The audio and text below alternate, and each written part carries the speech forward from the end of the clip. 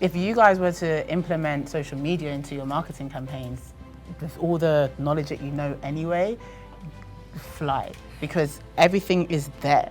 Okay, I'm going to give you a little bit of setup before I introduce this individual who's never done an interview before, which is awesome. And Sam Qurashi, who is my dear friend, amazing psychiatrist, interviews some of the most bizarre, interesting people on the planet, who originally I was not going to have as part of this. I've asked him to actually come up because that's how I met Meggan. And so here's all I'll say. Picture yourself 8 years ago. You have no job, you have no clear future, and you are depressed. Then you hear a song that uplifts you and inspires you. So you Google a photo of the rapper Wiz Khalifa.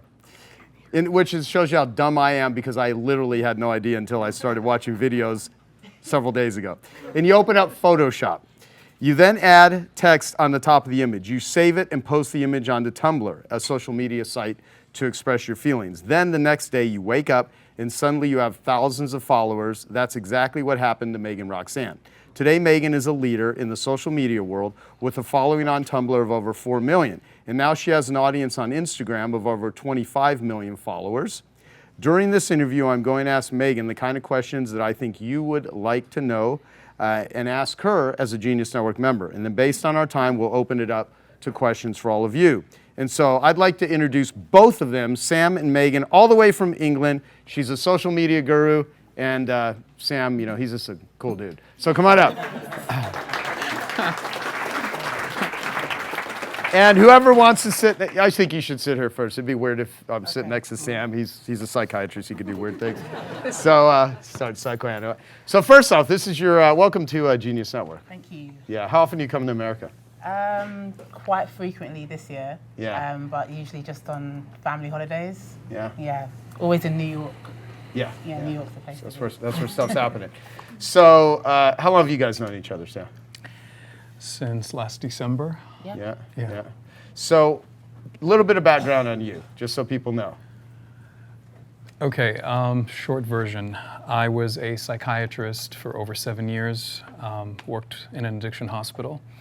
And then, to me, the Hippocratic Oath turned into a hypocritic oath, and it was time to move on. And I believe in education over medication, so I just want to help people by educating them on how to handle emotions and control emotions. And the knowledge that I had from the experience that I had was very helpful, but I wanted to find something different. So I went outside the box and I started interviewing unorthodox psychologists, people that do things that psychologists can't, like the horse whisperer who can communicate with horses through eye contact and body language and get the horse to move in the way that he likes without touching him, or the top pickpocket in the UK who stole my phone 3 times in 5 minutes during the interview without me even noticing, because he's a master of space and attention management. Or the top cold reader in the world who can convince anyone he's psychic. He was on BBC and he actually said that, and he still blew everyone away. And I'm just working on this concept, and so that kind of led me to creating this jigsaw puzzle, tackling the mind, and the jigsaw puzzle pieces were basically these unorthodox psychologists. So the Iceman, Wim Hof, the breakup queen, which we could talk about at some point. And I wanted marketing because that's one of the jigsaw puzzle pieces, and that's where I connected with Joe. Yeah, and now you've been in Genius Network how long now? Since May, well, 2 years. 2 years. 2 years. Yeah, and we've had quite a few interesting adventures together, which is a whole nother story. Oh yeah. Yeah. We've been to funerals together. We've played cards with Sandra Day O'Connor, Justice Sandra Day O'Connor, all kinds of interesting stuff. So, yeah. And Meggan, what should people know about you before we get started here that I haven't said? I'm a digital entrepreneur. I've been on social media testing and disrupting for the last 10 years. Mm-hmm. I'm an influencer. I'm a writer. Yeah, that's it. Awesome. Okay, well, I'm going to hit you with some questions. So hopefully during the course of this, people here feel a lot more capable in what to do with what you have learned how to do in an amazing way, both of you. So, I mean, what do you actually do, though? Like, in terms, so how do you explain that? I mean, let's start with being an influencer. So how would you describe, like, what is a typical Meggan Roxanne day? It could be anywhere from calm or crazy or what? It's usually quite repetitive. That's what social media is. You know, if you're trying to create a career in social media, you have to get used to the fact that you're going to do the same thing every day for years. Wow. It's literally insane, you know, but you do actually grow. So what I do every day, I create content for my own personal pages, and I create content for the pages that we entertain 32 million people every day. That's literally what I do. So we work with writers. We work with other big brands. We develop relationships and create networks. We do a lot of collaborations, and everything that I've done for the last 10 years has all been organic. You know, so I haven't paid for any form of advertising. Definitely have not paid for any followers, which is a waste of time and money. Wow. And yeah, it's just been a slow growth, and that all originated from an original idea.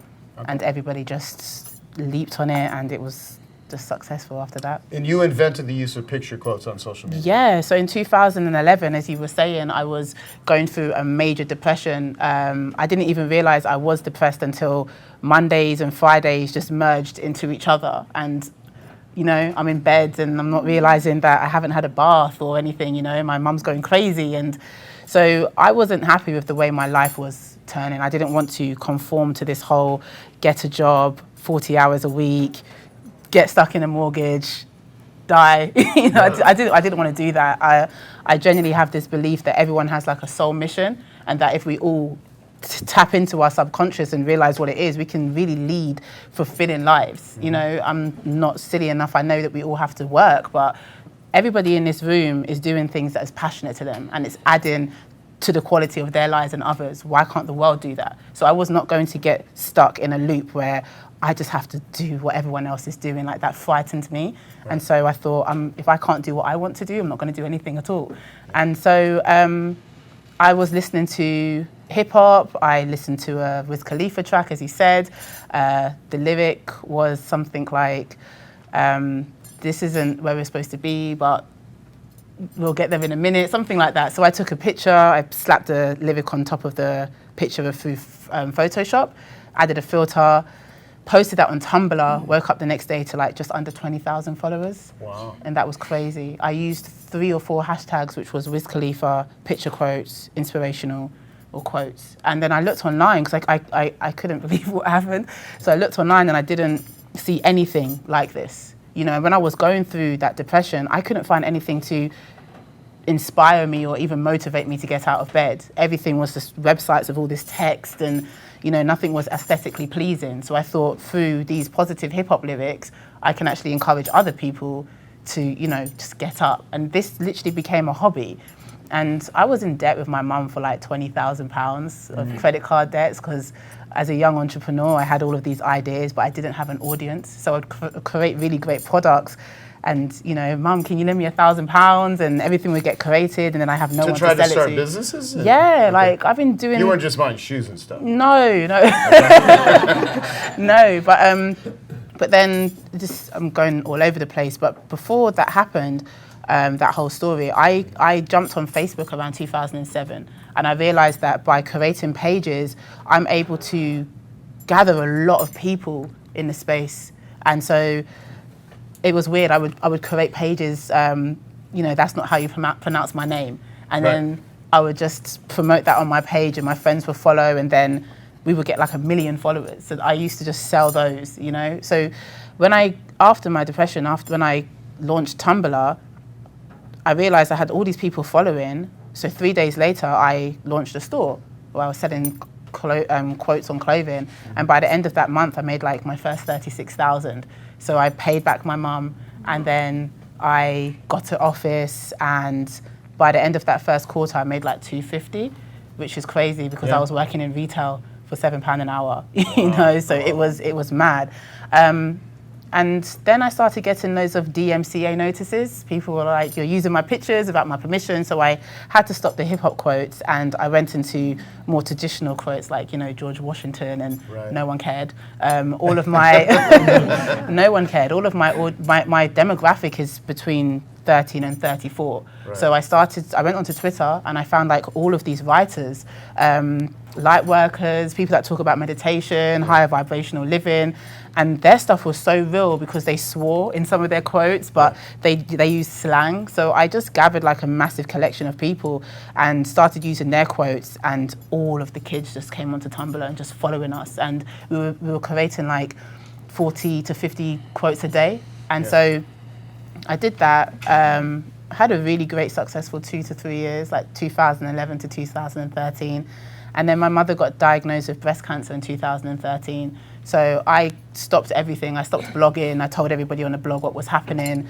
I got loads of support. That's when people started to tell me more about cannabis oil and alternative treatments. And, you know, it was really great. And my mum recovered, and I met my business partner that year as well. And he said to me, listen, we need to get off Tumblr and get onto Instagram. Instagram is the place to be. Let's change the blog name from Kush and Wisdom. You know, no one's going to invest in Kush and Wisdom, and let's go into something more positive. So we rebranded and we called it The Good Quote, or The Goods. And we had everything under there: The Good Vibe, The Good Quote, thegoodquote.co, The Good Fitness, The Good Health, The Good Store. We just tried to take as many names as possible. And we received our first 1 million followers in about 4 to 6 weeks. Wow. Yeah, so everybody from Tumblr came over. So that was pretty easy anyway, because we just kept telling people we're now on Instagram. And then we've been growing at about 5 million a year since 2011. So since 2014, sorry. So on Instagram, we have about 23, 25 million. Tumblr, we have 5. In Facebook, we have 1.2. My personal pages only has 100,000. I'm not really trying to be on social media at the moment. And yeah, that's the story. Hey, I hope you're enjoying this video, and I want to let you know that I have a new book that's come out, and if you'd like to get it absolutely free, there's a link below in the description, or you can wait till the end of this video, or you can simply go to joesfreebook.com and you can get a copy there. It's funny, see Neil Strauss, who's a writer, he's written he texted me, because I told him about you, that you're coming down here.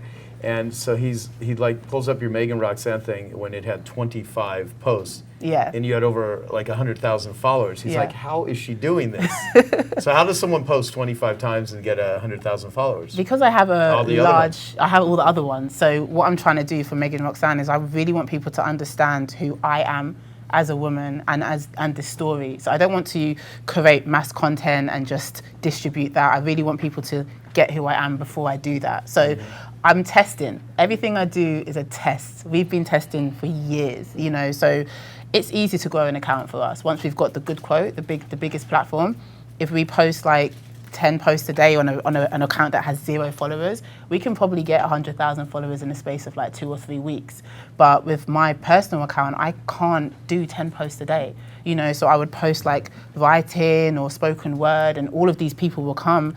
And even though I only have 5 or 6 posts a week, people are sticking, and then I get to engage more of my audience. So I know that when I finally get to my goal at the end of this year, which is like 350,000, I can now sell a subscription service, whether it's a newsletter or whatever, and I know I'm going to get a lot of people coming back. So this is just a test. So the magic number is 350,000. That gives me the whole of next year to get to 1 million. Okay. So yeah, I think it would work. So have you been doing what Meggan is told you to do, or just what you're figuring out, kind of like a formula, because you have grown yours just very recently? Kind of give us a little background of what you've done and what your sort of model is. Okay. I started my page in 2015, Sam Qurashi. And I wanted to grow my page, so I realized that I needed someone's help. So I reached out, I found The Good Quote, and I connected to The Good Quote. And they helped me grow to 6,000 in a few months. But for the next 2 years, I remained on the 6,000, and I didn't grow, and it was frustrating. Because no one cared about what you had to say. No one gave it. No one did. It was basically photos, and I edit the photo, and then I basically asked myself, what does the photo inspire me to write about? And then I write a caption extracted from the photo, rather than what other people do, which is you write an article and then you think of you try to find a photo that matches. So I wanted to do something different. And it was appealing to people, but the reason why for 2 years I was on and off being promoted on The Good Quote throughout that time. but I never went beyond the 6,000 simply because I never added more content. And they were constantly showing the same content. I didn't figure that out. There was another reason, there was another tie-in to that, which I'll mention in a second. But a lot of people from The Good Quote, that followed me from The Good Quote, started asking me, where can we find your quotes? Because my page is basically a photo and the article. I was resistant to posting a photo with a quote on it because I didn't want to contaminate my photos. I was just so attached to the beauty of the photo. And so I started doing that on The Good Quote. But after 2 years, I started receiving messages from people asking me, where can we find your quotes? Because it only lasts on The Good Quote for a day or 2 or 3 days, depending. So I was like, okay, let me create a new page, like a storage. Let me call it Sam Qurashi Quotes. And I actually found a hashtag that was created by my followers called Sam Qurashi Quotes. I was like, perfect, so I'll just do that. So I did Sam Qurashi Quotes. I posted about 30 of the posts that were originally posted on The Good Quote previously. And I got about 100, 200 followers. And I left it for a few months. This was in 2017. September, a few months after the first meeting, right before the second meeting in September, Genius Network, I made a commitment to start posting on a daily basis because people love the quotes. And it's a lot easier for me to come up with a quote than an article. It's exhausting. I used to do that once a week in the previous page. But I can do this on a daily basis because it's just one line. How can I make this easy? Just make it one line. So I did that. And I started to dissect and analyze Instagram. I mean, the hours of trying to understand the psychology of how it works. I tried to utilize everything I learned from all the different experts and everything I know to try to break that down. And I went from 300 followers from 14th of October. I remember that shift. Suddenly something was changing. From the 14th of October to 14th of October, from 300 to 17,000 in 4 months. Then I went from 17,000 to 40,000 in 5 months. And then in 1 month, I went from 40,000 to 100,000. So that was 2,000 followers a day. This was 2 months ago. And now it's up to 136,000. And suddenly people started reaching out, how did you do it? How much do you charge? And I'm like, that's not why I'm doing this. I just want to reach people and share what I know. So, yeah, to tie it back to why I didn't grow my page, even though I was constantly being promoted by The Good Quote, on and off for 2 years, I thought that people weren't following my original page because I only had 30 posts.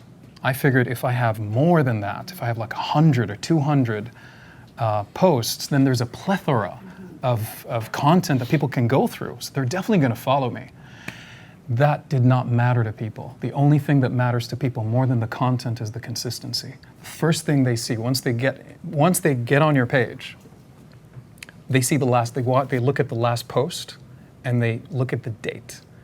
If it's 3-4 days ago, they're not going to follow you. It's that simple. Even if you have 1,000 followers, even if you have 1,000 posts, which I don't, but I had a lot of content and I added videos and I added, so yeah. Interesting. Yeah. All right. Well, I'm doing some really stupid stuff if my goal is to. So you've been working in social media for over 10 years, Meggan, and Yes. What should people know about social media that they don't think about? Because it's a weird animal.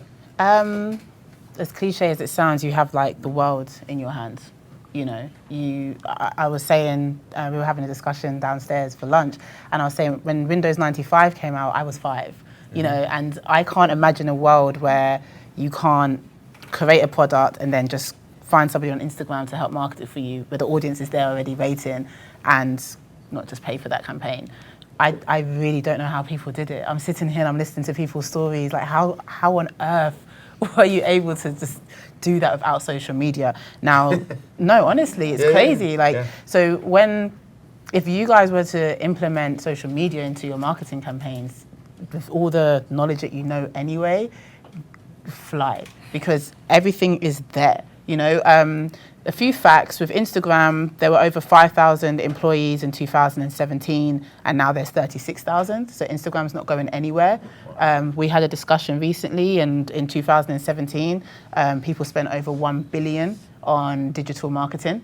So social media is not going anywhere at all. It's not a fad. It's not a phase. This is it. This is the next level. 1 billion in what period of time? Can I clarify that, actually? Please do. Yeah. The amount that was injected into Instagram towards Instagram influencers in 2017 by small businesses is a $1 billion throughout 2017. Oh, okay. Yeah. Okay. So, Yeah. so it's huge. Wow. So, from your perspective, what do entrepreneurs need to do to be successful online? I think the first thing you need to do is definitely spend a few hours a day researching. So you mentioned Gary Vee. I watch his videos all the time. I listen to an audiobook every day. I try not to consume too much useless content, So you're not like watching just weird cat videos and stuff? No way. 24 hours in a day, I'm so up. the algorithms haven't like hijacked your brain to get you? Not at all. I'm trying to educate myself every day. I dropped out of uni, and that really sticks with me. I don't want to ever be in a place where I'm not knowing as much as I should be, So I educate myself every day, and that's definitely led me to being able to just see things before they're going to happen. Disruption is huge. I mean, what do you mean by disrupt, though? I mean, I think everyone has an idea of what that means, but what do you mean by that? Okay, so my perspective.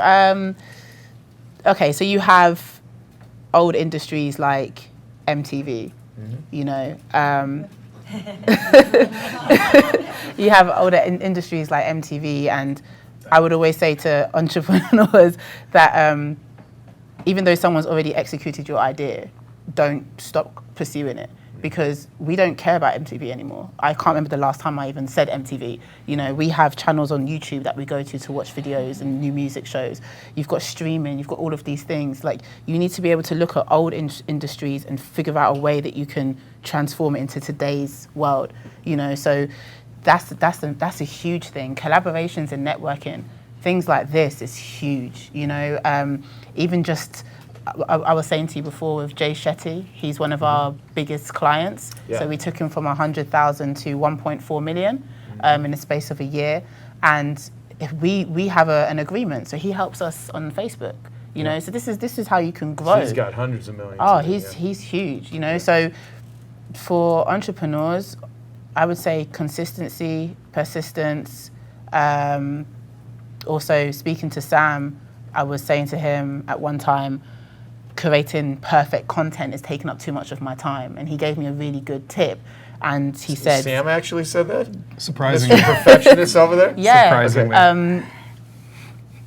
Create as much mediocre content as you can until you are in a position to create perfect content. When I say mediocre, I don't mean generic stuff that's not going to impact people, but if you can only afford to create content on your phone, then do that. You don't need a high-tech camera. Just create as many videos as you can on your phone until people come and see you and you have enough clout or attention to invest into more things. Right. Do with what you have until you have what you need. And that's really it. Great. That's the quote that changed everything for me, because I was holding back on videos. I was uncomfortable on videos. I cared too much about the way I looked, the way I sounded. I wasn't comfortable about my voice, about my accent. I was just really, really self-conscious. And this quote, which I posted, kind of like took me on that path, which is, if perfection is my prison, mediocrity is my escape. And that's when I focused on mediocrity, because my mediocrity can be someone else's perfection. Because the reason why I'm holding back is because I think that it's got to be perfect, when in fact all they care about is the content. They don't care about the quality. What got me from 40,000 to 100 is the quality of delivery. But what got me from 300 to 40,000 is the consistency and not caring about the way I looked, the way I sounded. It doesn't matter. Just get the content out, and you'll get the feedback to know what you need to change next time. What's funny is literally almost forced Sam to have to do his first podcast. I remember that. Who did we do it with? Is me. Ben. Ben Hardy. Where's Ben? Okay. Yeah. So we did not only did we do a Facebook, a podcast recording, we did it on Facebook Live. So we Facebook Lived the recorded podcast, and Sam was like, and here's the thing. The cool thing about Sam, he's really thoughtful. He really wants to and that sort of thing. And I also was like, let's just do it. You know so much stuff, and it was great. It was great, and yeah. Thank you for that, by the way. Yeah. It really, that was actually one of the things that it kind of broke me out of the fear of getting on camera, because I was like, oh, that was easy. Yeah. But it's the fear of trying something for the first time, because there's the unknown. Yeah. And you just broke that for me, so I'm deeply appreciative. Yeah, and people loved it. It was awesome. So you talk. I mentioned it in the bio. You had a lot of stress and depression in your life. So can you talk about that and lessons you learned from it?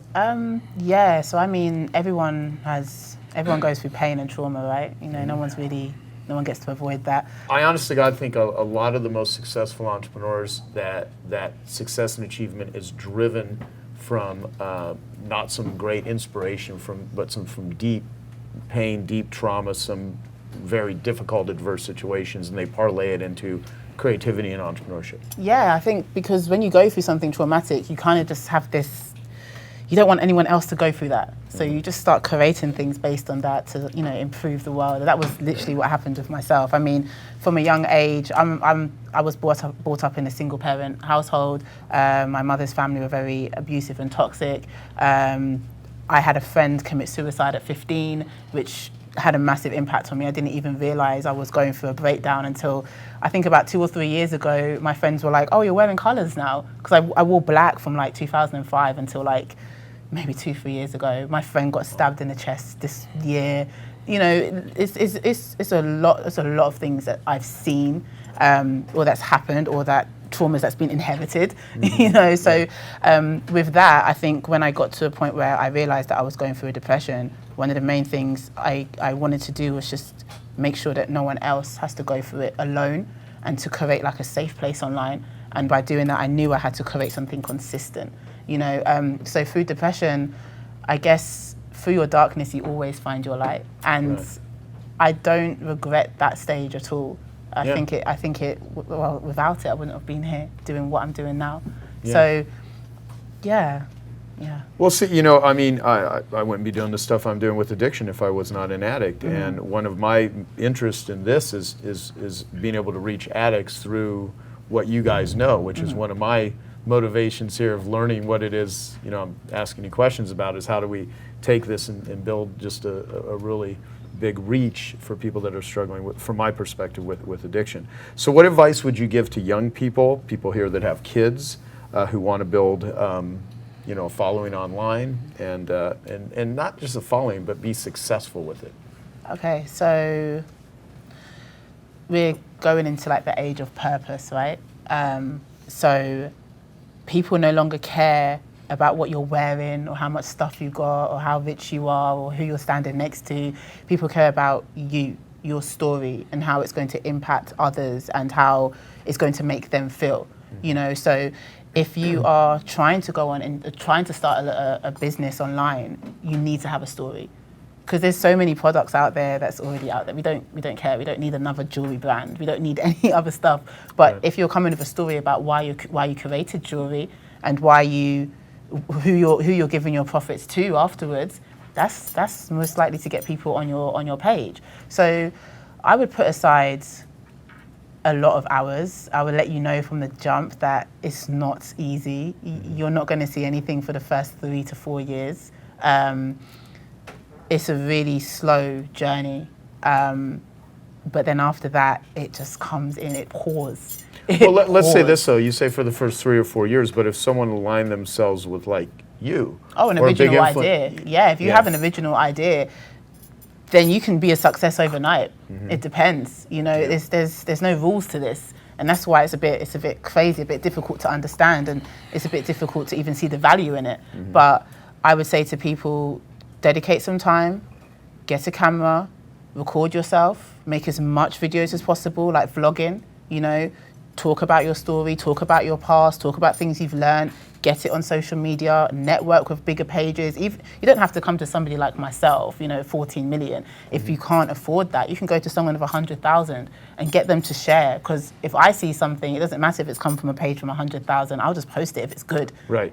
So network, just continuously put out content. It's repetitive, but you have to put yourself out there. People need to know what it is about Joe and why people have to even care about what you have to say. Yeah. Do you think anyone should care about anything I have to say? Yeah, definitely. Your story is really interesting. In fact, we create original content.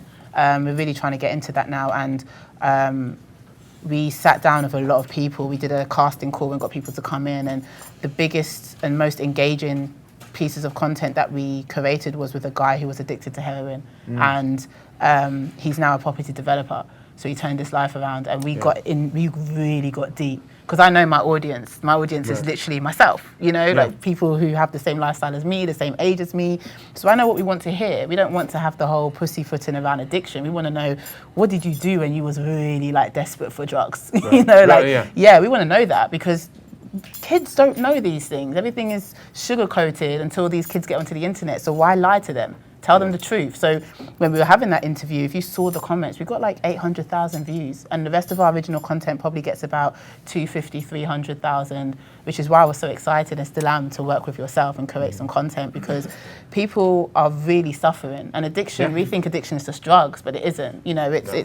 It's sex, it's drugs, it's habits, it's all kind of things. It's food. It's internet. It's the internet. Yeah. It's down to coffee. It's even down to your thoughts. So it's like, if we can tackle that, why not? And I'm at that point now where, as I'm getting older, my audience is getting older as well.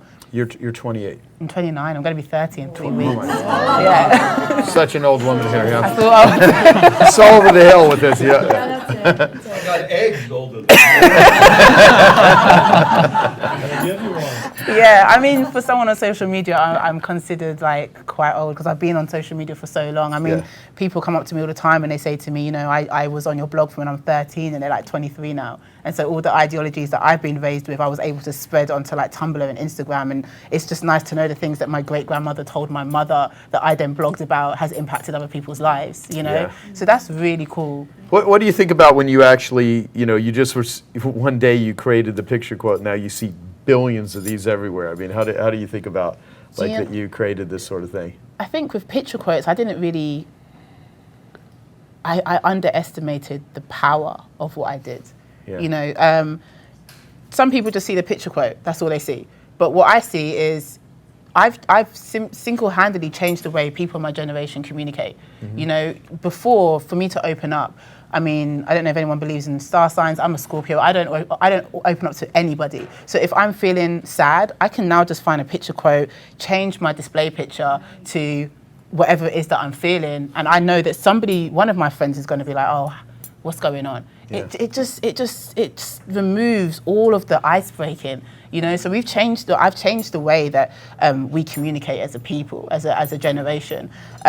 It's also ways to, share knowledge as well. I really didn't know what picture quotes was going to do. All I know is that when I first posted it, I just wanted to encourage people. Mm-hmm. So when I started seeing it on my friends' pictures on BlackBerry Messenger, I never told any of my friends it was my blog, for years, because people change when, So people started changing it as their display pictures, sending it to each other when they have things to say that they can't confront. Sending. I mean, we almost have family members that send annoying picture quotes every single day about appreciation and gratitude and stuff. It's just changed the way people communicate, and it's incredible. It's interesting. I think, like even myself included, growing up. I mean, I remember when I was like 10 years old, I would go out into a field, in the small town in Alpine, Texas, and just literally walk around for all day. I mean, literally all day with no communication. There's no cell phone. There was no way to contact anyone. And it's like a completely different form of communication of how we communicate today. What what are things that adults that are 20, 30 years older that didn't really grow up at 5 years old when Microsoft, what version was it? I think it was Windows 95. Windows yeah. 95. Oh, Windows Either 95. 5 or 6, I can't remember. So what are adults oblivious to that they just take for granted in terms of how they talk about social media, how they talk about, young people's use of just digital technologies? The fact that sorry, I'm stuttering. If I need help with something, I can get it instantly, which is amazing. If I'm going through something, I can quickly Google it and I have the results right there. Right. So I think it's just the speed of getting information and knowledge, but I would never trade growing up now to growing up when I was younger. Because I think I was the 80s baby, so I was like the last of the generations of going to the park and not returning until the street lights go off, or, not having to worry about strange people taking you or kidnapping you. We didn't have any of those worries, but now it's just completely different. But I think with social media, what people underestimate the most is the communities that you can create. So even though you're in your room by yourself, especially for young children, you can create communities where you don't feel alone. One of the most impactful things I've ever heard about what my platform was able to do for somebody was when I was on Facebook going through my messages. I don't answer them anymore. I have someone else doing that because it takes so long. But I received a message from a mother whose daughter recently committed suicide, and she thanked me because when she was going through her daughter's laptop, she found a folder called Happiness, and it was full of loads of quotes from my blog. And that was really incredible to know that even though she decided to leave this world, the things that I created actually made her feel happy.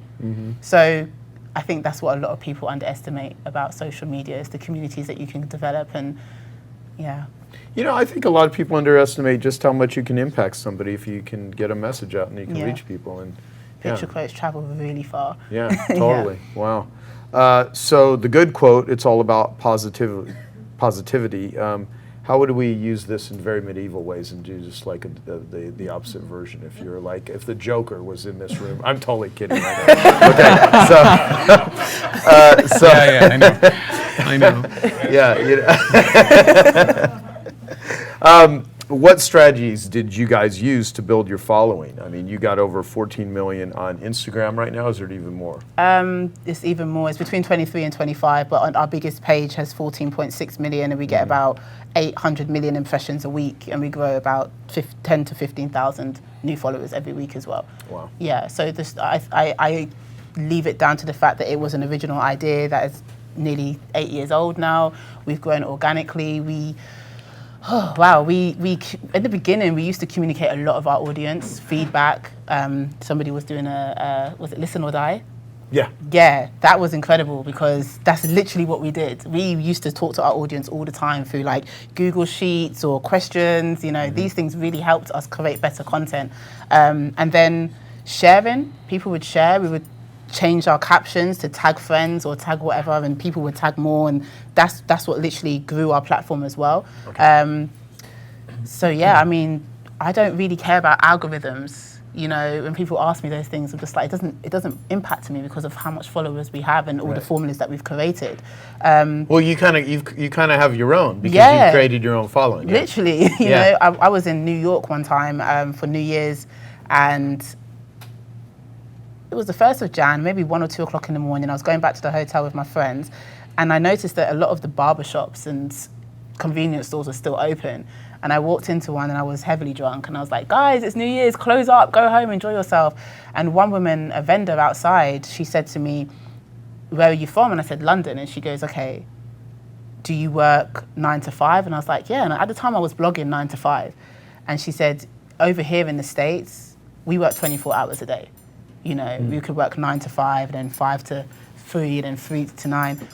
And I went back home and I changed the way that we distributed content. So I was only distributing it when I was awake, and now it's 24 hours, and that literally changed the whole thing. You know, Wow. so overnight we were growing. While I was sleeping, I was making money. And these are all That's the a good little things. thing what you just said there. If you Yeah. didn't pick up on that. These are all the things, like just talking to people. Honestly, a lot of the reasons why we've grown so fast is everything has been organic. Yeah. Not just the idea, but just the communications and just the advice that we're getting. And we literally eat, breathe this, you know? So I couldn't recreate it. I couldn't, not now. You know, I'm glad that we started when we did. Yeah. So, yeah. Well, and you of course, your main strategy is consistency. Yeah. Okay. Speaking of algorithms, when I flew to Vegas 2 months ago to attend DEF CON, one of the largest hacking conferences. What's really funny about Sam, if you actually knew all the weird shit that he does, it's like you just got back from Wim Hof training. I mean, for the umpteenth time, I don't even know. But yeah, but anyway, let's go to DEF CON. I won't try to throw you off. No. But just to comment on that, one of the interesting reactions I get was when I say, when I was in Japan last year training with a ninja in the woods, that always stops people. Yeah. Which actually did happen, but Yeah. yeah. So I was sitting next to a British hacker who happened to be one of the speakers at DEF CON. And it's a 10-hour flight, so we had about 5-6 hours of talking about different things, and I mentioned Instagram. And I told him what I did with the Instagram stories, because that was my secret sauce. I really kind of tried to understand it psychologically. And so he was listening. He was like, what exactly are you doing? I mentioned a couple of things. I have like 10 or 11 things that I do, but I mentioned like 3 of them. And he paused and he's like, you need to give a talk at next year's DEF CON because you just hacked the Instagram algorithm. I'm like, what are you talking about? And he said, you found the vulnerabilities, you exploited the vulnerabilities, and now you're exposing your content to more people, and now they're following you because they like your content. But once you do that, the Instagram representatives at DEF CON are going to patch it up. So you need to make a choice. If you want to give the talk next year, you need to give away the secret sauce. I'm like, that's not going to happen. That's not going to happen. So, so that's regarding the Instagram story. Yeah. It's a good Yeah, because we had this You guys conversation. should watch this. They're actually really good. I mean, Thank you. they're very thoughtful, and you'll learn a lot just by watching. They're very short. What's the average length? It's 15 seconds, but I try. This could be No, something. but I mean the longer ones that when you do the. I've watched like, I don't know. Are you talking about IGTV or Insta Stories? Yeah. Well, IGTV is about 10 minutes. Yeah. I break it down into 5-minute segments. I try to minimize the time that I utilize. I don't try to maximize it. I don't try to use all the time that Instagram gives me, so I can build the trust with the followers that I'm not going to take all their time, just the time I think they need. So with IGTV, I just do 5 minutes. With Insta Stories, I try to trim it down to 10 seconds so that so they trust me, so that when I actually give them a 15-second story, a video on the story, they would trust that it is worth watching the whole way through rather than just 5 seconds, which is what I do sometimes. So I try to, that's one thing I do. The other thing is keeping them, if we're talking about strategy, on the story, it's very important to be as unpredictable in a predictable way. So be unpredictable. You need to stop that, right? You need to be unpredictable in a predictable way. So that's perfect. Exactly. So people need to have a theme in your story. So my story is about, and this ties into something else, I think it's very important for you to create a very strong contrast between the posts and the story. The posts is basically what you do. The story is who you are. Don't teach in the story. So the story is about my events, Magic Convention, the interviews that I have, just for fun. I mean, a lot of the experts that I meet are becoming friends as well. Music, singing, travel, family. They get to see who I am, which helps them trust me and learn and listen more to what I teach in the posts. So it's very important to create that contrast. If you can get people to say, I never knew he does that. I never knew that about him. That helps them that's a pleasant surprise for them that they keep looking forward to in the story. Okay, I want to mention something about time. You remember the time thing? Okay. I think it was January or February, we were talking about different things, and then you're like, you know, when you hit something like 50,000 followers, and at that time I think I was still about 17, she said, I'll take you to a venue, I'll take you to a stadium, so you can actually understand what 50,000 looks like, what 50,000 people look like. And it stuck with me. We never really did that. We haven't done that, but the idea stuck with me. And about 2 months ago, I attended a soccer match in London. And at that time, I think I had 3 months ago, I think I had about 85, 86,000. And I remembered Meggan, and I remembered what she said. And it was about 20,000 people. I'm like, I have 4 times that amount following me. And it was quite intimidating, grounding, humbling. And then we had that conversation. There's just more evidence that humans are monkeys that drive cars. In a way.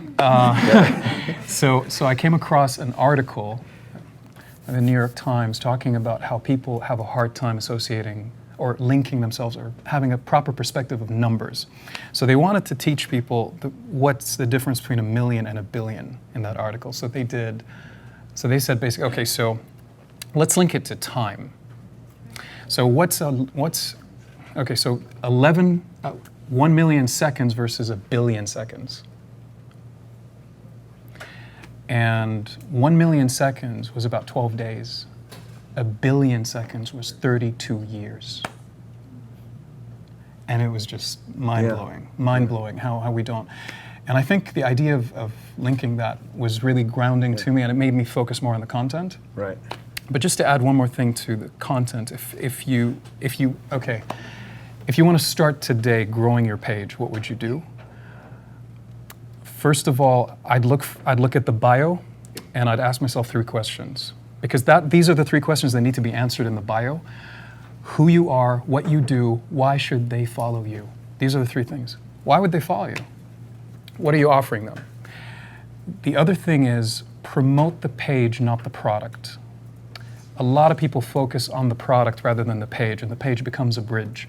And if the page becomes the bridge, no one's going to follow you. And if no one's going to follow you, no one's going to share your content to their friends. No one's going to constantly see your stories and connect with you and see. So you don't have that longevity with them, because they're there just to click on that link with that icon pointing down so that they would just leave. Build your page by promoting the page, not the product. And you will have loyal customers over time. And if somebody doesn't buy, they will buy eventually, because you're investing so much, you're making the page so educational, so entertaining for them, that they keep coming back. They keep sharing your posts. They share your stories. They physically talk and they show their phone. They're like, check out this guy on my phone. So I think that would be very valuable. The other thing is theme and pattern. You need to have a pattern on your page. If they don't see a proper pattern, they won't feel safe. They need to see a pattern in the first 9 photos. They need to see a pattern that you keep repeating. It has to be. It has to be. It has to be repetitive enough for them to predict and feel safe, but not repetitive in a way that bores them. So the content is what is different, but the pattern is always the same. Lastly is the theme. You got to have a theme. Models, photos of them, selfies the whole time. A dog the whole time. But when you see somebody that has food, a dog, a selfie, a quote, a video, it's very uncomfortable. It's not predictable. Well, it might be unpredictably predictable, but it makes them feel uneasy, uncomfortable, and confused as to should I not follow this guy? Because it's not clear. There's no clarity in the page. And if I need to think so hard, and if I need to put a lot of work in deciding whether I want to follow someone or not, then the easy decision is to not follow. I'm just going to walk away. So in a nutshell, these are like a couple of different things that I would recommend. Very good. Do you have anything you could say that was better than what he just said? Because if you guys could, I know you're very dear friends, but if I could somehow create a little bit of animosity where you're trying to one-up each other, it would make for a much more. It would make for much more. He actually mentioned most of it. Yeah, honestly, I was sitting there and I was thinking, can you not say anything else? Right. Yeah. So yeah, I would say next question. How often are you slapping him or shut up, Sam? Do you say that a lot? No, I mean we meet once a week. Sometimes once a week for about 5-6 hours. Yeah, and I guess we just exchange. I mean, Yeah, I know. Sam's teaching me a lot about mind taming, and I guess I'm teaching him a lot about social media. Sam's created his own formula, and I've created years and years of formulas. So I'm just sitting back, and it's just nice to see, Sam with all of this intellect about social media. It's good. Thank you. There's one thing that I have to mention, which is, for a very long time, my page was basically quotes, because you got 40% of videos are 40% higher engagement. Do videos. That's something. You got to do videos. You got to do more videos. Quotes are more appealing to people than just anything else, just a photo. Writing captions, writing in the caption gives them more content. But for a very long time, my page was basically quote, video. So it's like, now, for 6 months, you've been trying so hard. You've been begging me, like, please give people a break. Do a white background quote rather than just the photos. And I was resisting that for a long time because the page is about the quotes that come out of my photos or the photos of the photographers that are now sending me to see what quote I can extract from their photos. So that was the whole thing. And I was resistant for a very long time. Yeah, he was. And you don't have to. So basically, I decided to try that because 100 years ago, people were trying to figure out how they could travel, a few miles, and now we're, the big issue. Resisting is should I add a white background or a colored one? Yeah, I mean, AC didn't even exist. I don't even think they invented toilet paper till the end of the 1800s. I don't know what the hell people did before that. Now we're like over what? Anyway. So when I started doing that, I realized the power of that because I'm giving people a break from color, and when I post a white, and then when I go back to the color, I'm giving them a break from the white background. It allows people to appreciate your photography even more because people. They don't care about your photography until you give them a reason why. So it's like a break for the content. And white background quotes, they're just easy to read. I'm obsessed with fonts, so I would say the best font to use is like Georgia or Times New Roman. These are really great fonts, not too large, not too small, readable. Even if you come out of the picture itself and you're just scrolling through the feed, make it big enough so that you don't actually have to click into the picture. And like you said, with the captions, when you click into the picture, you get to see the caption, which emphasizes the quote, which allows people to understand how you got to that quote and how you think. Yes. So then that allows people to leave their comments, and then people engage with others, and Yeah. Absolutely. So I mean, anything else? Well, I wanted to say something related to the white background and the color. You can always use video for your quote. So one thing I do, and there are 2 tips I can share about that. It actually made it easier for me because there are 2 ways I write quotes. One is from the photo, and the other is when I'm recording ideas, writing for the book, whatever I'm doing. I'm basically writing any quote that comes out. I was like, that's a good quote. So I have a list of quotes. So with the white background, I can't ask myself, what does the white background inspire me to write about? It's like a brick. It doesn't make sense. So that day is a break for my mind to just take one quote from that list and place it there. So it gives me a break. The 2 tips I would recommend for the story, one would be screen recording. If nobody's using screen recording, actually when I showed it to Meggan, she was like, I've never seen anybody use that. Screen recording. Screen record. This is something so easy. I connect with other influencers. I screen record one of their stories that I like, and I post it on my story, linking it to them and commenting on how much I like it. And because I like it. And suddenly I start connecting with them. But I get more content on my page.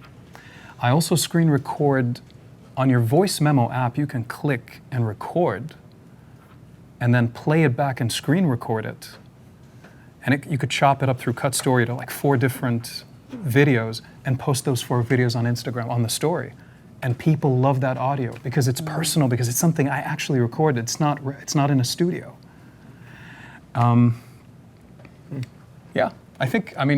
What else? Yes, I post a quote. I'm just trying to put as much as I can. No, this is great. You guys finding this valuable? So whenever I post a quote on the story, when I post a quote on my page, I promote it to my followers and to everyone else on the story mode, as a video. So I turn the quote into a video with music in the background, or I turn it into a video with music in the background and me fleshing out what that quote is for 15 seconds. And so people know that there's a post coming, that there's a post that actually was posted. So it's a promotion for the people. Now, how can I promote how can I promote it to people that aren't following me on the story? That's a bigger topic, but use location stories, location tags, and hashtags. Every single video, if you just watch my stories, every single one has location, but you can't see the location. I minimize it. And this is the only one I'll mention for now, just for time. One of the hacks, basically. If I'm in London, I don't put the location London. I put the location let's say I posted 10 videos and I'm in London. I'm not going to put the location London in all those videos. I'm going to put Dubai, Mumbai, Saudi Arabia, New York, Los Angeles, because those are the target. I just want to target more people. But to avoid confusing my followers, because they know I'm in London, and they're going to see New York and Mumbai. They're going to be confused. I minimize it until it disappears, but it still counts to the people that aren't following me. Does that make sense? That's it. Very cool, very cool. Well, so since you've posted a bazillion quotes, do you have a favorite quote? Was that Nelson Mandela? One of Nelson Mandela's speeches about our deepest fear is that we are not inadequate. It's that we are powerful beyond measure. Yeah, the Marianne Williamson. Yeah, that's on my wall because I deal with a lot of like overthinking or self-doubt. So, I think sometimes I think, am I being too much of Meggan? Am I outshining people? No, I'm not. No. Yeah. It's not my fault that I have all of this greatness, and I have to express that, and I encourage everybody else to do that as well. And that's Now one of that my you're favourite better than quotes. most of your friends, do you rub that in their face? Never.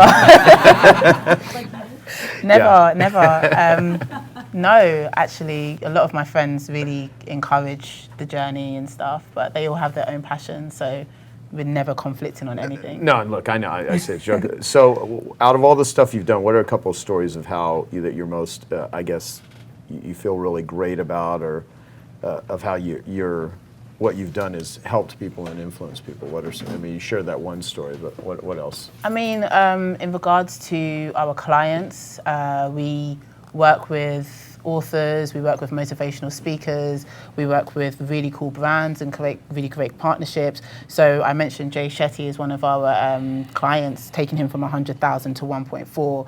We worked with a girl, because our prices are quite steep, depending, but we don't like to alienate people that can't afford that. It's not part of our ethics at all. So there was a girl called Najwa Zabim. She's a writer in Canada, and she came to us with 200 followers. She was literally on 200 followers and a small budget.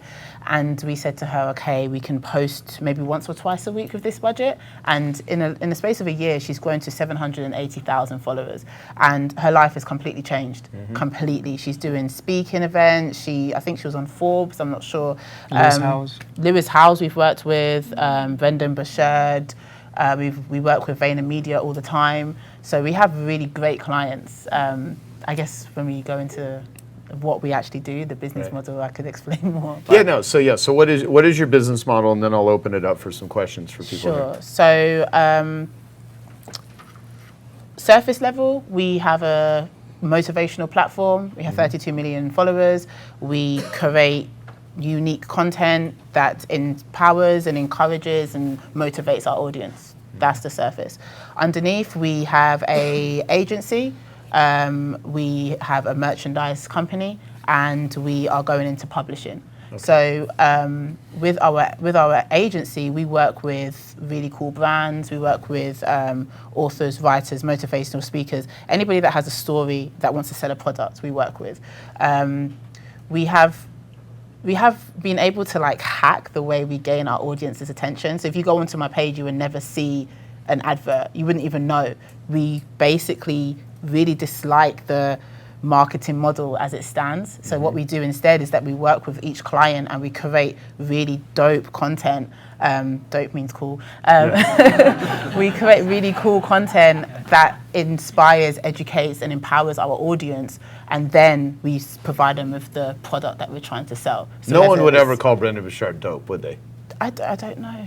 I don't know. They'll call Lewis though. I think they call him a Lewis dork, but I don't know if they call him Actually, Brendan Burchard was a really, and still is, we still work with him. He's a very interesting case. I mean, I won't speak too much about what he does, but he's based on business. And what we do with him is that we try to speak more about the emotion and what people can get and how they can improve themselves and their lives, and then we sell his product. Yeah. So we find that even though we're advertising to our clients, they're really just still taking as much as they would from any other content that we put up. So this results into high engagement, which then results into high sales. So all I do is test. Last year I created a jewelry store. I posted a picture once a day, and I made £300,000 like net profit. Wow. And you know, we're doing the same with clothing. So yeah, with motivational speakers, it's fairly simple. We just take clips of their work and then we just post it on our page and they grow. Yeah. You know, one of our best case studies was with a guy I was explaining today at lunch. His child is he's like 3 or 4 years old, and he has an obsession of the gym and fitness. So we took one of his videos and we posted it on our Instagram, and he got like 4 to 5 million views, and he grew 100,000 followers in a day. Wow. Which was incredible. Wow. And that was literally because we were able to watch a child struggle to jump on a box.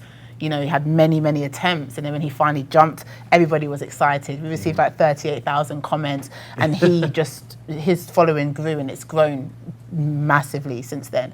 So, you know, depending on the content, we like to create things that's actually going to teach or empower people or inspire them, and that's the difference between our agency and other people's. So our ads are very seamless. Nobody really knows. We wouldn't want to just say, here's a product, buy. You know, for instance, if I was working with somebody who's selling a cream, for example, right? What we would do is that not only would we take his cream and we would create like a cool 1 or 2 minute video demonstrating what that cream does. We would sit down with him and we would talk about his journey, his parents, his story, his upbringing, how he got to here, what it is that he is passionate about, why he's creating this, and then we distribute that to our audience. They fall in love with him, and then they'll fall in love with his product, and that's what we've learned.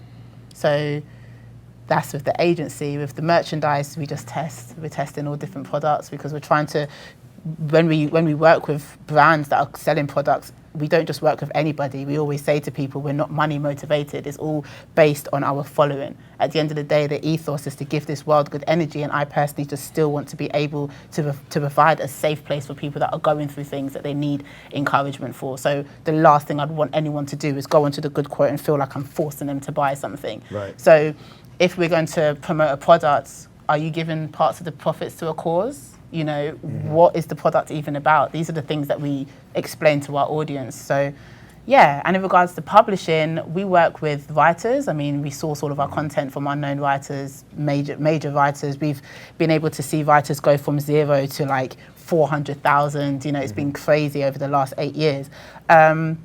We've been responsible for the sales of over 250,000 ebooks and books in general over the last 17 months. We've worked with some really great authors and created some crazy campaigns. And our simplest campaign is literally taking a picture of the page of the book and highlighting the part that inspires us the most and posting that. When we post that, people just directly read the highlighted version, and each post allows us to be able to sell about 500 to 1,000 books each time. So it's really crazy. But then again, I can't sell a book about gardening. You know, I could only sell books about things that empower people. That's it. As long as everything stays native to our content, then I can guarantee great sales. That's fantastic. What about this idea, if you think this is good? Like, if I was to take your quotes and I was to create the polka dot quote page, and I just put polka dots, so pictures of myself in polka dots, and I don't create anything except polka dots, do you think that would be a big hit? I think I would block you. What if you started the polka dot quote, though? I think people would block me. Yeah. that would be too damn dope. Yeah, that's only dopes use dope. Remember that joke. Okay.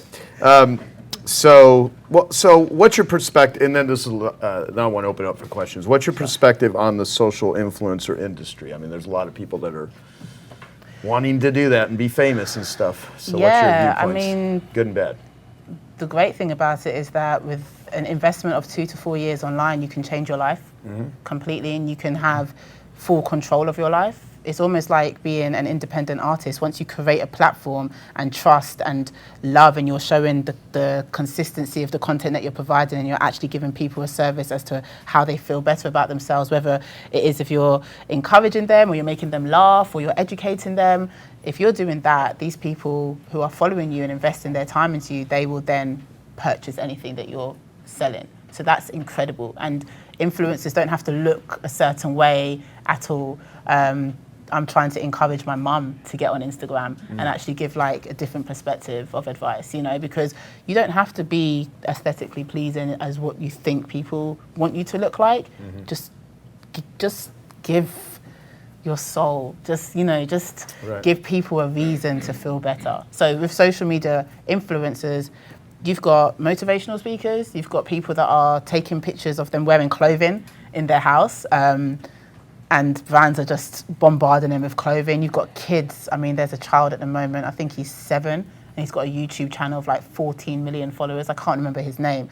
He's making like $200,000 a month.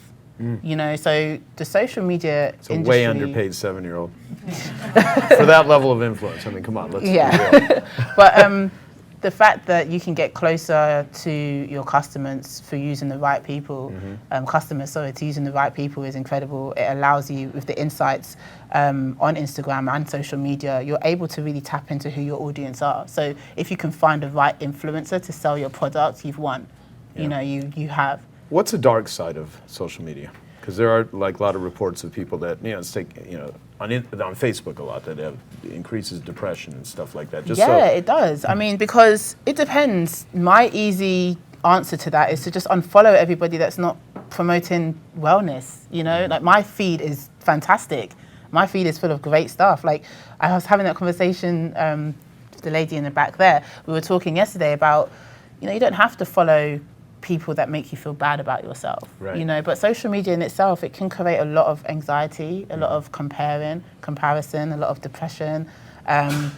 Sometimes unfiltered content is able to seep through, so people are able to see things that they're not meant to. You can see a lot of killing online. You can see a lot of dark content, you know, depending on where you're at. Yeah, it's fascinating. I remember reading an article a couple of years ago where there's like a couple 100,000 people in the Philippines and different parts of the world that work for, you know, the big social media companies, far more employees than are even employed by, you know, the actual main companies, that their job is to scrape about 80% of the worst stuff that's online. I mean, the most horrendous thing.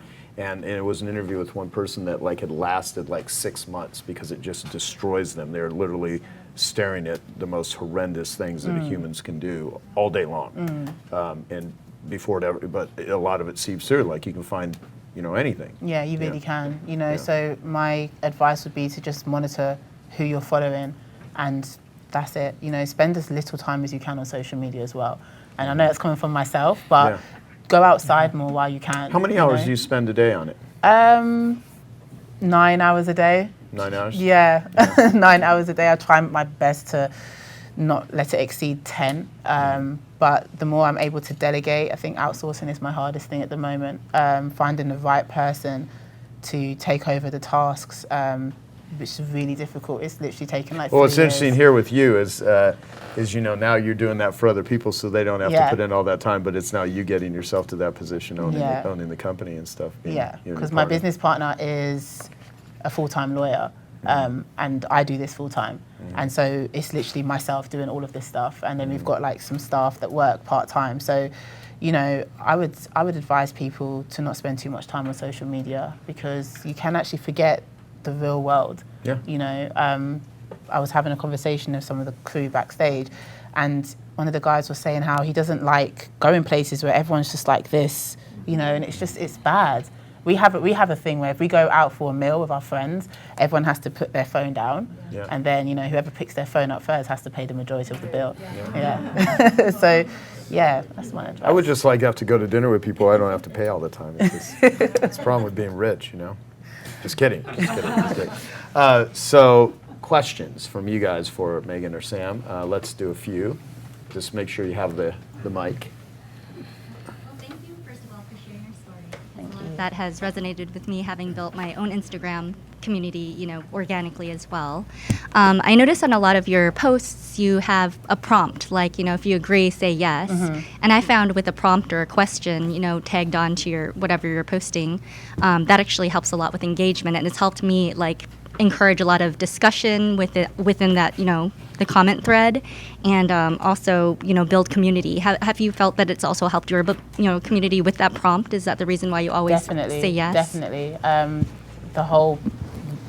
The whole aspect of the page is about community. We even have a hashtag where we're speaking to people. We call everyone who follows us the Good Vibe Tribe. So when we're like, hey, tribe, what we doing today? Or check out this quote or check out this writer. Because people feel a part of the community, they will sweep over to that writer. So I would encourage to continuously ask your audience questions, whether it's in the captions or if it's in the stories. Always ask. Never stop asking. Never allow your audience to feel that your page is run by a robot, because then they'll unfollow.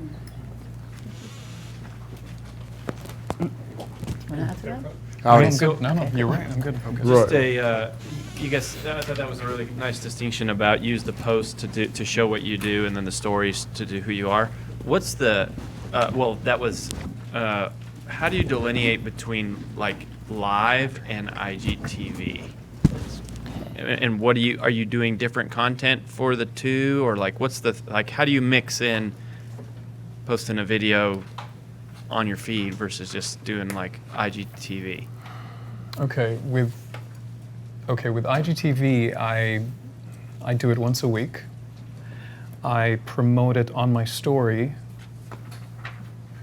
in advance, and then when it's out, it's a swipe up as well. So when it comes out, I post another story with a swipe up, so people can go to my IGTV, which is on the same page anyway. But I want to make it easy for them to access that. The other thing is, once the IGTV episode comes out, I extract a minute and post that temporarily on my page and promote that for a few days, and then archive it so it doesn't damage the pattern. But for a few days, I'm actually promoting the IGTV video until the next one comes out, and so forth. For Instagram Live, I haven't been doing Instagram Live for a while. But if I were to go back to that, it was very random. And that was one of the ways to break the cycle, because when you're posting as a video on the story, you can easily watch it before and then delete it if it doesn't look good. You can edit it. But if it's Instagram Live, there was a shift in fear that, I've been doing videos for a while, and then when I started doing Instagram Live, the first time I pressed that button, I have no idea how long it took me to press that button, because oh my God, I can't edit this, I can't rehearse this, I don't know what's gonna happen, I might fumble, I might fall, anything can go wrong. But once I went past that, it was a way for me to train myself to be okay. But I haven't done it for a very long time, for at least 6 months. If I were to go back to it, I would definitely do it as either an interaction with the audience, or, which I haven't done, but I'd recommend, if you guys want to do it, to start doing it. Create an interview somebody for 30 minutes, or for 15 to 20 minutes, because that's a lot, 15 to 20 minutes. Once a week on Instagram, as an Instagram Live, and announce it in the post, announce it and promote it in the story, and then a lot more people will tune in that are following you and that aren't following you. And there's a lot of good content that will come out of that. It's a split screen, you time it with the person, and that person has their followers watching and your followers watching. So it's an exchange. It's like a video podcast on Instagram. I would do that. I haven't done that, but I would. Can I just add to that as Yes. well? I was with the head of YouTube UK a few months ago, and his advice to me across all social media, whether it's Facebook Live, YouTube Live, or Instagram Live, do live as much as possible. And definitely next year, that's going to be part of my model to do that. In regards to like live shows with podcasts, as Sam was explaining before, you can speak to somebody, split the screen and allow your audience to see the conversation between you. Anytime we go live, we go top live in the country or the state. So if I was to go live right now, it would be live, top live in Arizona, you know? And so Why don't we just do that right now? you can do that right now if Let's you do want. it. Yeah. So with that, when you go top live, you are seen from anybody in that place, the top of their Instagram for however long, until someone else like beats you, you know. So if you could, go live as much as possible, but only when you have something substantial to show. People don't want to see you like eating and talking or with your friends. So going live with a podcast, as this woman here said, it's a really great idea. Let them know that not only are you doing your Instagram page, but you're actually doing something else, you know, really cool. So if I was to go live, it would be a podcast or a conversation or interview or what I'm going to do right now. So What should we do? I'm just going to film you. Really? Yeah, hold on, let me. Okay, so So you're going on for 20 minutes? Is that? 'Cause So, you know so you just to were be on- clear, we're on Facebook Live, and now we're going to be on Instagram Live within the Facebook Live. That's so meta. Okay. okay, so start live video. Just checking the connection. So I'm just going to show the room quickly. Yeah. This is the awesome Genius Network room of amazing entrepreneurs. Maybe put the lights up. Look at all these handsome people. Yes, yes.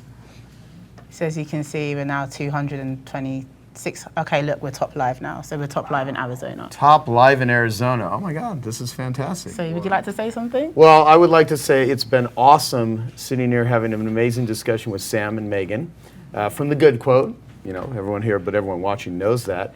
And they've been dropping some wisdom bombs to the Genius Network audience, which is a tribe of tribal leaders. And it's been pretty awesome. And it's been a privilege to be the first time to actually interview you, Meggan, because you've never done this before. And I was introduced to you from Sam. And yeah, so, and all these people here, they're some of the most successful entrepreneurs in the world doing all kinds of good stuff, helping people. We got some interesting people here. We got Chris Voss over here, who wrote an amazing book called Never Split the Difference. He was the lead hostage negotiator for the FBI. And then we've got this dude who's 77 years old, probably our oldest. He's got socks older than me. His name is Joel Weldon. He's got him on today. What's that? He has him on. Yes, yeah, he does. And yeah, anyone want to do a shout out to like mom or anything? Okay, no. So, but it's been awesome here, and yeah, it's been good. And Genius Network, check it out. It's the best place in the world. So I've ended that. You wanna save it? I'm definitely going to save it. We had that was under 2 minutes. We had 2,382 people viewing us, and we were top live in Arizona. Wow. So yeah, that's pretty cool. That is super. Thank you. That was great. You're welcome.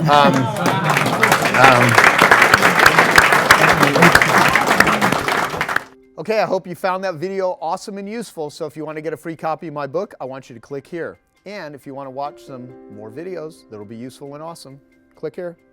Go ahead. They're over here. Do it now. Come on. Thank you. Watch them.